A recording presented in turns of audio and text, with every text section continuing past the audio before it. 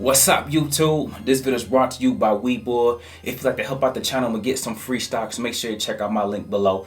Hey, I'm Chris saying in today's video, guys, is an update on Tesla as well as LCA and a few other things that I need to talk about, including our homework assignment as well as the Airbnb IPO for tomorrow. This is going to be a jam-packed video, guys, so if you can, stick this one all the way through with me. Without further ado, let's get ready to take a look at my portfolio. Okay, guys, on a road to 100K, your boy has gotten smacked. Guys, I am down to $96,905.78, and we were up way higher than this throughout the day today. I got crushed. You guys need to see the highs and the lows of a journey, okay? It does me no good to only show you my portfolio when it's going up. You guys need to see days like this when I'm down like this, okay? This is all part of it. However, this too shall pass. Tomorrow or by Friday, we should be back on the up and up, but for sure by next week, okay? Headed towards our goal of 100K. But listen, guys, I got a jam-packed video for you guys today, starting with a few things that I want to touch on. For those that are new, there's a couple things, man. There's been a lot of spammers. It's been a lot of bots in the comments, okay? Yeah, we got a lot of comments, probably the best community on Facebook, but in that, there's a lot of spammers kind of creeping inside of that too, okay? So if you see this is not me, guys. I done seen, or at least talked to 5 to 10 of you that has gave away $500 or more to these type of scammers. I will never ask you for no money. I'm not going to ever get into crypto in this kind of manner, and I don't have WhatsApp, okay? So guys, you guys got to block them, report them every time you see them on any comment thread that you are on when you're on my channel, okay? Please do that for me. Secondly, those of you that are new and don't know that I started this journey in January with $0, and I have grown it all the way to where it is today. Guys, I put in $500 every 2 weeks of my own money, okay? Please make note of that. However, I haven't had to add money lately because the stock market has been killing it. We've been hitting home run after home run, and so it helps just grow the portfolio. However, for those of you that need to see the entire journey, one thing you can't deny is documentation. I said in the last video, documentation beats conversation. And so for anybody that wants to see the journey, or if anybody that ever doubts the journey, just go back and watch these videos, starting with the Jordans all the way through. You will see in advance that I didn't put 90,000 in here. You will see in advance that I didn't start with 50. Matter of fact, you should see the portfolio under $5,000 so that you guys can see the journey in its totality. I started with $500 from free Robinhood stock.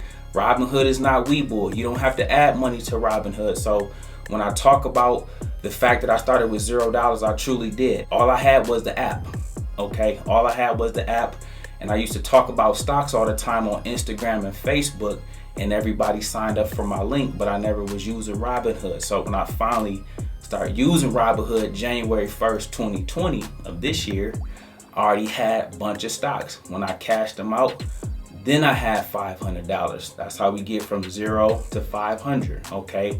Then once I decided I'm gonna teach the whole world how to properly invest, and I'm gonna show them how to make 100K in a year, then I added $1,000. So for my mathematicians, that's a total of $1,500 in total, starting with 0, free stocks of 500, then my 1,000 for anybody that can add up and subtract, okay? $1,500 started this journey off, and here we are, moments away from touching 100K and completing and achieving our goal. So I just wanted to add that in there. You guys can use that, or just turn people on to the channel. They can watch it for themselves if they got questions or if they doubt. Now that that's out the way, let's hop right into Tesla, guys. Check this out. I told you where this stock will potentially fall to or around to, okay?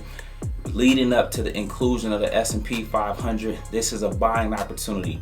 We don't panic, we pounce, and this is where you pounce at, okay? Those of you that need to get a position established, need to add more shares to your Tesla position, especially if you plan on being in this long term. Today is a good day. Tomorrow will be a good day to get more Tesla. Please let me know in the comments if you grab some Tesla today, okay? This might even be a good play to get out of some stocks like Home, or say if Home is moving too slow for you, sell your profit in Home and put it in Tesla. A move like that, a pivot like that, is a great move during this dip we got right now in front of us. This is a buying opportunity. It's nothing to complain about. Next is LCA. Guys, I wanted to give you some guidance on LCA. You already know this is another one of our home run plays. But in addition to that, en route to 30, it's going to have a bumpy road, okay? It's not going to just be a smooth route. Hopefully you guys see and know that by now. However, guys, you can take profit at 27, okay? You can take profit if you get to 27 by Friday or by Monday. Feel free to take a little profit, okay? That means you can sell 25 shares or 50 shares if for those of you that have your shares up already, okay? You don't have to hold to the whole way through, meaning as a merger, it's going to come down anyway. So again, I talk to you all the time about locking in profits. I can't say it enough. I can't make enough videos talking about taking profits, locking in profits. That's what I need you to consider and do with LCA. Preferably at 27. If you don't take profits at 27, at least put your 5% trailing stop loss on for me at 27, okay? The way to do that is this. Okay, we got 315 shares. You would go here. You would go to sell. You see this arrow at the top that says shares. You would hit shares. Down here, you will see trailing stop loss. You simply place in your 5% and you lock that in. As soon as the stock go down 5%, you'll take your profits. But if it go up, you'll keep going up with the stock and you won't come out of the play until however high it runs. It might go to $50, and then when it come down 5% from $50, then you would take your profits. And so that's the secret sauce to how to make so much money in the stock market, okay? And then last but not least, guys, I wanted to touch on Home very briefly. Listen, guys, Home is a slow moving play. I don't know if some of you have the patience to ride this one out. This is a 30 to 45 day play from here for it to get to 30, okay? That might be too long for you that already been in this play. I am okay, and I'm confident telling you this. I am okay if you sold out of this. I want you to take a small profit and put this in a runner. A runner is something that's gonna move faster than how Home will move, okay? I know they got to get their issues resolved with Wall Street. That's not your problem, and it shouldn't be your problem, okay? I'm a long-term investor, so I can sit through this one, okay? But for some of you guys that need to, it's okay. Sell out of Home and pivot into Tesla on the dip, something like that. Sell out of Home and build more shares of APXT or Apex Technology so that we can get ready for the double up in that. Things like that, plays that will move a little quicker, AKA we call those runners. And listen, guys, for your homework assignment, make sure that you let me know in the comments, what did you find in terms of revenue, cash flow, and leadership, okay? I want you to look at the balance sheet. You guys already know, I gave your instructions. I want to hear from you in terms of what you discovered as far as your homework assignment goes, okay? So just let me know in the comments. I'll answer as many of them as possible that I can get to and give you guys some feedback. But so far, what I have seen, you guys are doing a phenomenal job. Keep that up. Up next, guys, is our word of the day, and our word of the day is panic sell. Listen, guys, I won't be long with this one. Panic sell is nothing more than when you see your stock go down, you get scared. And so when you get scared, you sell, okay? Remember, the name of the game is to buy low, sell high. A lot of times you guys panic sell, and if you panic sell, that means you selling and it's coming down. Wrong thing to do, okay? I need you to maintain your composure. I need you to maintain your discipline in the stock market, okay? We don't panic, we pounce. That is what we do over here. Make sure that you hashtag we don't panic, we pounce, so that you understand and lock that into your mental so that you know how we operate, okay? You don't sell when everything is crashing. You buy. Those are called Black Friday sales. Those are called Christmas days. Those are called holiday shopping seasons, all right? So guys, it's about a mental change and a mental shift that has to take place here first in order for you guys to get to that level of being a dominant investor, okay? Word of the day is panic sell. Up next, guys, we have our question of the day, and our question of the day comes from Eric C. He says, how do you determine when you cut out and take a loss versus hang in there and hope for a turnaround? I know you have to be patient, but sometimes it is a wise idea to cash out and move on to the next play, and other times you should have stayed in. How do you determine the best route? Eric C, this is a great question, man. Sometimes, guys, it is a tough decision to know whether or not you need to cut your losses or do you hang in there long term. One way that I determine that, guys, and maybe this might help you, is it depends on the stock. Certain plays I know are long-term plays, and so if I'm at a loss, like AT&T for instance, that's one of my favorite dividend stocks. Okay, understand what I said, it's dividend, it's not a growth, so I understand off the top what that play is.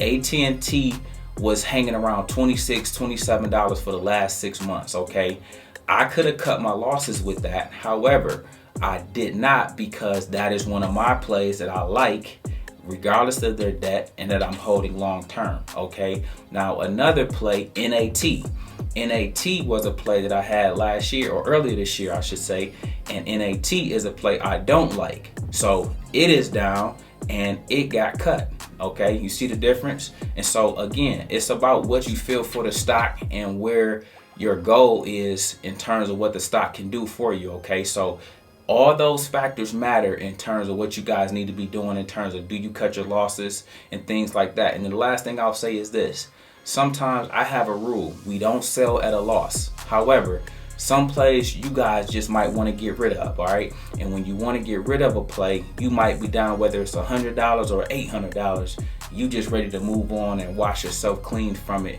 And sometimes that is just how you got to do it. You got to just say, you know what, I'm gonna take this L. Hopefully you play it to your tax advantage. Let me know if you guys need me to teach you about taxes. But then you just move on and make sure that you pivot into a better play. Okay, so listen guys, I won't hold you up today, but those are just some things I wanted to touch on. Listen, if you have comments or questions, leave them below. I'll grab them and add them to my next video. Listen, I make videos like this every day, so if you like this one, make sure you check out the next one. Remember, most people see the end result, very few consider the journey. Do me a favor, don't forget to like and subscribe to the channel. Make sure you guys grab some free stock using my link below, and I'll see you all in the next one.